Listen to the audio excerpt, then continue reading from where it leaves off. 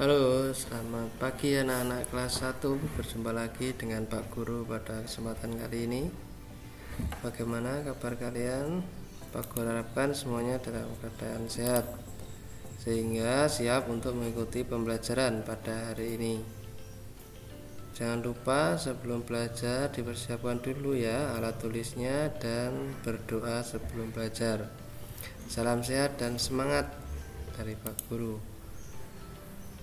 Pada kesempatan kali ini kita belajar tema 7, benda, hewan, dan tanaman di sekitarku, dan di subtema 1, lingkungan sekitar rumahku, pembelajaran 3 dan pembelajaran 4. Tujuan pembelajaran hari ini Pak Guru harapkan kalian nanti dapat menuliskan simbol dan bunyi sila keempat Pancasila. Lalu Pak Guru harapkan kalian nanti juga dapat menggunakan kosakata tentang ukuran berbagai jenis benda di lingkungan sekitar kalian. Berikutnya Pak Guru harapkan kalian nanti juga dapat membilang dari 41 sampai dengan 99 dengan benar, dan juga dapat menjelaskan gerak dasar berjalan sesuai irama dengan benar, dan juga membedakan panjang pendek bunyi. Untuk memulai pembelajaran hari ini, apakah Pak Guru mau bertanya dulu, apakah kamu sudah dapat membedakan antara benda hidup dan benda tak hidup? Di pertemuan sebelumnya kita sudah membahas tentang benda hidup dan benda tak hidup. Coba sekarang kita amati benda hidup dan tak hidup pada simbol-simbol sila pada Pancasila. Simbol sila pertama apa? Masih ingat? Yaitu bintang. Bintang termasuk benda hidup atau benda tak hidup? Bintang termasuk benda tak hidup. Lalu simbol sila kedua adalah rantai. Rantai benda hidup atau benda tak hidup? Ya betul, itu adalah benda tak hidup. Lalu yang simbol sila ketiga adalah pohon beringin. Pohon beringin itu termasuk benda hidup. Nah, sudah kita bahas sebelumnya bahwa tanaman itu juga termasuk benda hidup. Kemudian simbol sila keempat adalah kepala banteng. Nah, maksud Pak Guru ini bantengnya. Banteng itu benda hidup atau benda tak hidup? Karena banteng termasuk hewan, jadi adalah benda hidup. Lalu padi dan kapas.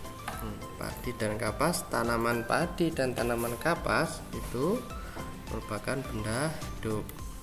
Nah, bagaimana? Sudah bisa membedakan benda hidup dan tak hidup pada simbol sila-sila Pancasila? Ya, sekarang kita lanjutkan di selanjutnya. Kita ingat simbol sila keempat Pancasila.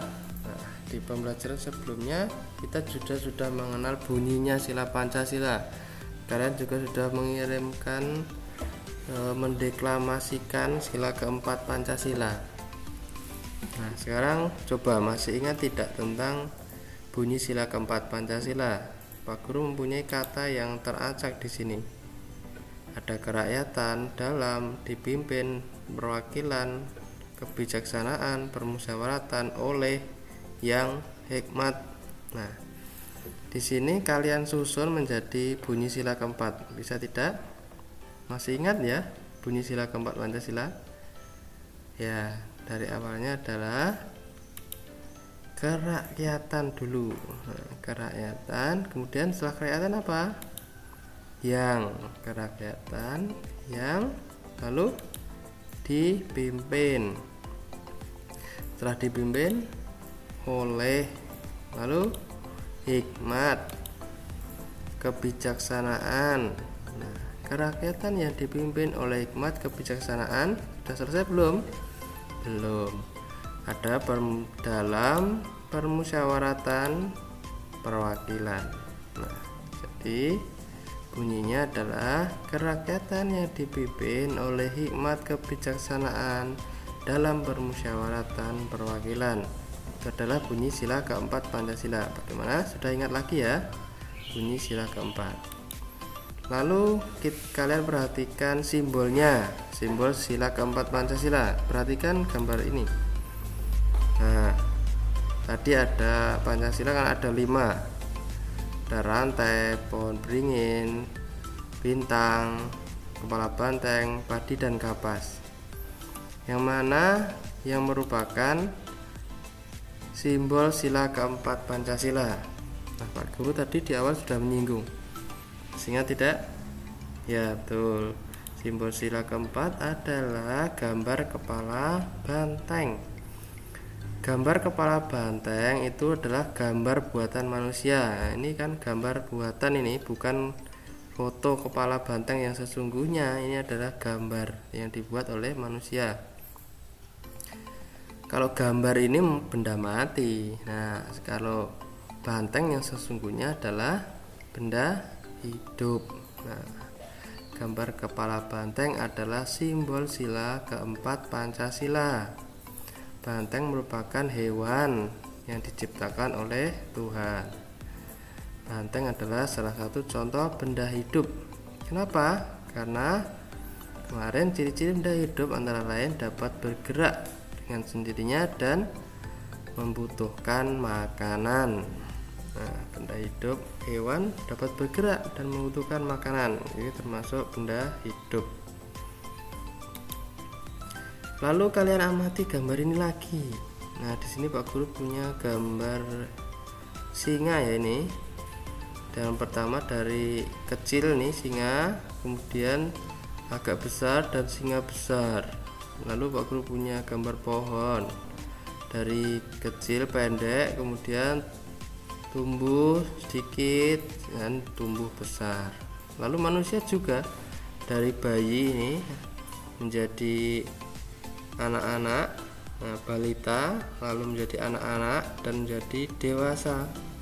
Semuanya mengalami perubahan dari awal sampai dewasa. Ini namanya perubahannya adalah apa namanya? Tumbuh. Nah, ini adalah salah satu ciri dari benda hidup, yaitu tumbuh. Nah, selain bergerak, makan, dan juga tumbuh. Benda hidup dapat tumbuh besar. Nah, benda hidup dapat bertambah berat, bertambah tinggi. Nah, dari bayi sampai sekarang tinggi badan kita bertambah, bukan? Nah, begitu juga dengan hewan dan tumbuhan, mereka juga mengalami pertumbuhan atau mengalami perubahan tinggi badan. Kalau benda yang tak hidup atau benda mati itu tidak dapat mengalami pertumbuhan. Nah, contohnya meja, kursi itu tetap bentuknya, tingginya juga tetap, besarnya tetap. Nah, itu karena itu adalah termasuk benda tak hidup atau benda mati. Benda-benda di sekitar kita itu ternyata juga memiliki tinggi yang berbeda-beda walaupun benda mati. Contohnya di sini teman kalian. Di Siti dan Dayu membandingkan penggaris yang mereka miliki. Penggaris Siti dan penggaris Dayu berbeda panjangnya. Penggaris Siti lebih panjang daripada penggaris Dayu. Nah, bisa kita bandingkan dengan cara didekatkan. Lalu di Edo dan Udin juga begitu, membandingkan panjang pensilnya. Pensil Udin ternyata lebih panjang daripada pensil Edo. Nah, di sini kalian bisa membandingkan panjang benda-benda di sekitar kita. Di sini contohnya teman kalian Siti dan Dayu membandingkan penggaris, Edo dan Udin membandingkan pensil. Nah, kalau di sini coba ini kalian amati. Kalian bisa menuliskan di buku kalian ya sebagai latihan. Ini antara Lani dan Siti membandingkan apa ini? Bunga. Nah, bagaimana ini menuliskan kalimatnya? Seperti yang tadi, contohnya misalnya Edo dan Udin menulisnya seperti ini. Pensil Udin lebih panjang daripada pensil Edo. Nah, kalau ini bagaimana? Nah, tentunya bunga ya, ini bunga Siti. Nah, lebih panjang daripada bunga Rani. Nah, kalian tulis di buku tugas kalian itu sebagai latihan. Nah, lebih baik lagi jika menulisnya dengan huruf sambung seperti yang dicontohkan Pak Guru. Lalu yang gambar ketiga lainnya ini juga kalian bandingkan. Nah, ini antara Dayu dan siapa ini ya? Kalian beri nama sendiri ya. Ini tinggi badannya yang berbeda. Lalu yang ini Udin dan Beni, apanya yang berbeda? Mainannya, panjangnya beda. Lalu Udin dan Edo yang berbeda adalah jarak larinya. Nah, kecepatan larinya berbeda. Kalian tuliskan bagaimana kalimatnya. Ada 4 gambar ini, coba kalian gunakan sebagai latihan. Lalu ternyata langkah setiap orang itu berbeda apa tidak pada saat berjalan. Coba kita amati perbedaan panjang langkah melalui kegiatan berjalan dan berlari. Nah, di sini di sekolah, kalau kalian di sekolah akan dibimbing oleh Pak Guru olahraga, kan? Tapi ini coba kalian lakukan di rumah ya, dengan bimbingan orang tua kalian, yaitu melakukan gerakan melangkah, berjalan, dan berlari. Yang pertama, kamu siapkan garis untuk memulai atau garis start. Lalu kalian berdiri tepat di garis dan berjalan sampai 8 hitungan, 1 sampai 8. Dalam berjalan kamu usahakan melangkah selebar yang kamu bisa. Lalu setelah itu beri tanda panjang langkah yang kamu lakukan. Nah, langkahmu panjangnya seberapa, diberi tanda ini. Contohnya langkah pertama sampai sini diberi tanda, langkah kedua sampai sini diberi tanda. Nah, berikutnya kamu bandingkan dengan temanmu atau dengan saudaramu di rumah. Disuruh kalian minta tolong untuk melangkah di sampingmu. Lalu kalian bandingkan panjang langkahnya. Kira-kira siapa yang dapat melangkah paling panjang?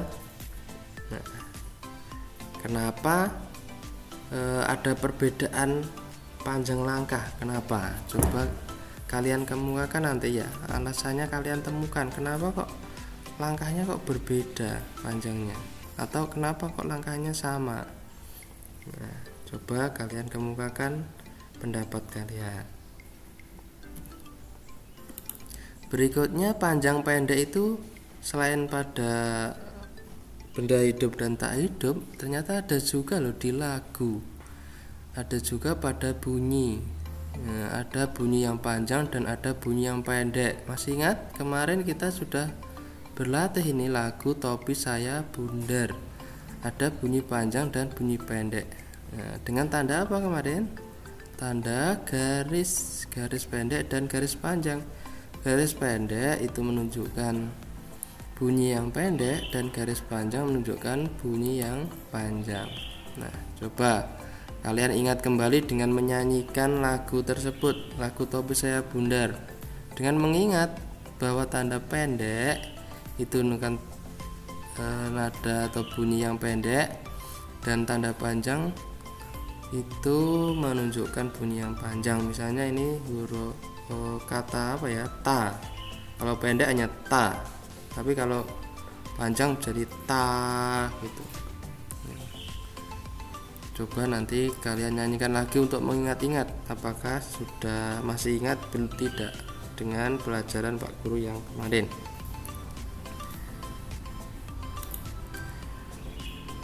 Benda hidup tentunya memerlukan makanan tadi. Ciri-ciri benda hidup tadi kan memerlukan makanan.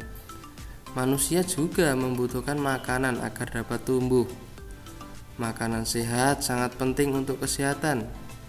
Ada daging, buah-buahan, dan sayuran yang termasuk makanan sehat. Nah, Pak Guru mau bertanya nih, apa saja buah yang kamu sukai? Nah, tentunya kamu suka kan makan buah. apa yang kamu sukai. Coba nanti beritahu Pak Guru ya. Lalu apa saja sayuran yang kamu sukai? Nah, tentunya sayuran juga suka kamu, ya kan? Lalu sayur apa yang kamu suka? Coba nanti diberitakan Pak Guru. Contoh nih, Pak Guru punya beberapa gambar nih. Ada teman kalian ini, adik ini, contohnya adik suka makan sayur. Nah, atau bisa lagi misalnya sayurnya bayam, ya adik suka makan sayur bayam. Nah, itu. Nanti coba kalian tuliskan kalian suka apa. Lalu di sini lagi Pak Guru punya Lani. Lani suka makan buah. Buah apa ini kira-kira? Buah pepaya. Lani suka makan buah pepaya gitu. Lalu di sini ada Beni. Beni suka minum susu. Nah, kalian bagaimana? Suka apa tidak susu? Ya, Beni suka minum susu putih. Ini kan putih kan? Ya. Tuh, bagaimana dengan kalian? Nanti coba kalian ceritakan ke Pak Guru. Kesukaan kalian sayur apa? Buah apa? Nah.